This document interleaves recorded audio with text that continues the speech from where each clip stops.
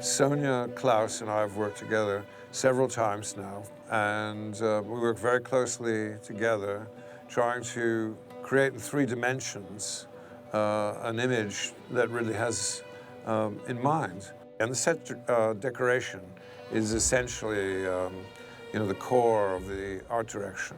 It isn't easy finding the locations, it's not. And that is something that Arthur is really, really good at. Likewise, Ridley is very good at it.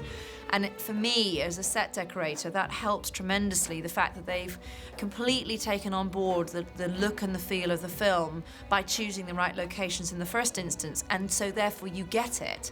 There was a large graphic job to do to try and transform Morocco into diverse Middle Eastern countries, because Morocco has as a second language, carrying over from the colonial era, French, whereas most of the rest would have been Arabic and English. So we had to employ the services of a local calligrapher, and also I brought a calligrapher from England, and then we had to find the right people to change the Arabic graphics that we had into the correct Arabic. So there's a lot of signage, because Ridley prefers to work in the street, on location, doing very wide shots. And for a very small scene, we might have been dealing with 3 or 4 blocks of background signage, just for a scene of someone crossing a street. And we try to get it to blend in as much as possible, and people seem to accept it as part of the street life. But the beauty of Morocco is that it does vary quite a lot. For example, if you're in Saleh, was one of the locations that we used, that's very different to the main streets of Rabat, which are very deco. It wasn't easy finding anything in Morocco. I did have to buy a lot in England, and I had to send a lot of stuff out from England. In fact, I did the bulk of the buying in England. If anyone was traveling at all, it didn't matter whether it was an actor, producer, or the runner. It'd be like, you will be bringing 6 suitcases back with you of stuff. And it was the same for the wardrobe. They did the same thing, because, the facilities in Morocco are not fantastic in that respect. I think it was extremely advantageous to have worked in Morocco before. I knew the Moroccan people and how they worked as background and what they wore. And I also knew that we would have to dress in a Jordanian contemporary style, which meant very bad American clothing from the 1980s. To that end, we went to American Recycled and bought by the pound. It's probably the 3rd or 4th time that I've worked with Janty. We always consult on all the sets we're doing to control the density and the deneutralization of the color. And we can talk about the loaf of bread on this film.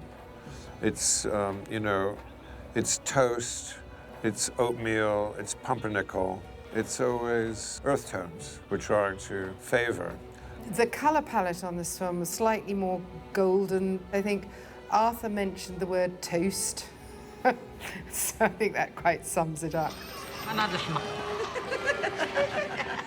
Where Leo is not my motivation comes from my shoes, he's fantastically interested, and every time we establish a new costume, he needs to know the setting, what's gone before, what goes afterwards.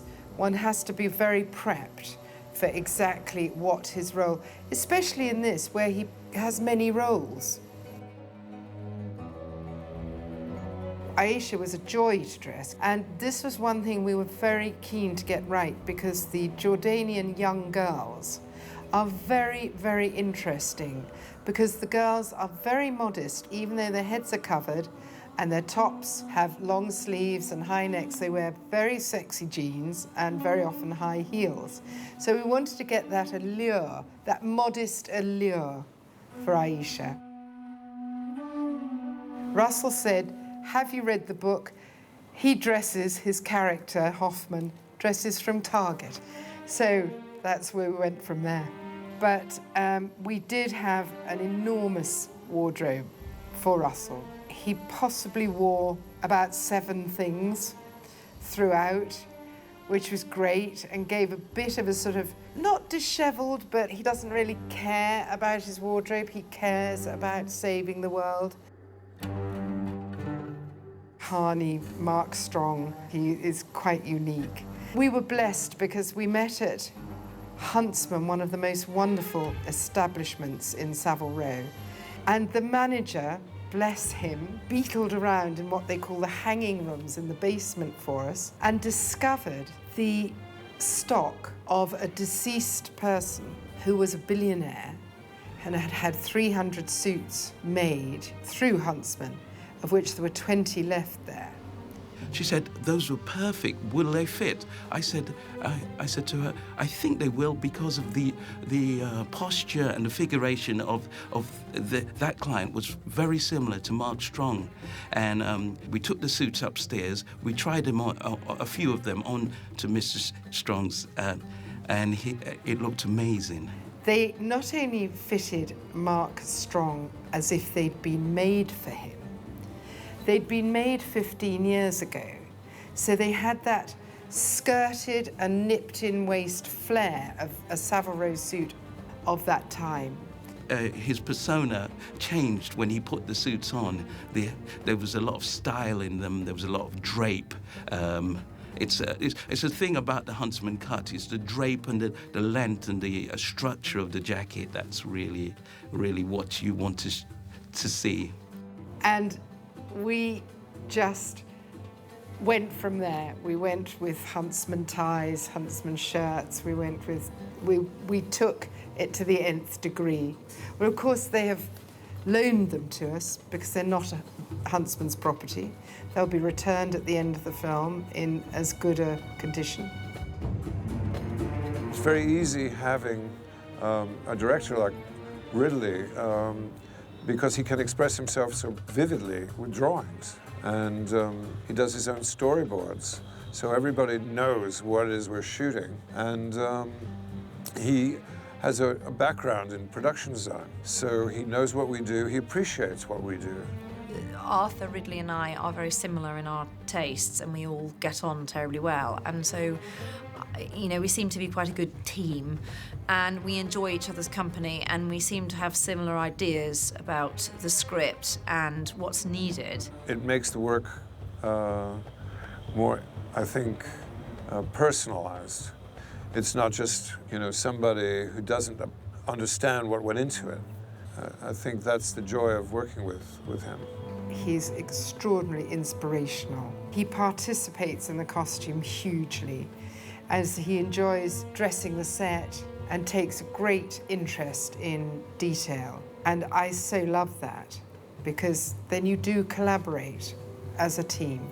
And of course, it's wonderful to work with Arthur, to collaborate with Arthur, because it is very essential that you don't lose your actor in the same sort of plum-coloured outfit that the walls are painted. One of the highest compliments I can receive is when nobody notices our work, and when Ridley arrives on the set and they just begin shooting. When he comes onto a set and he's pleased by it, you know you've done your job.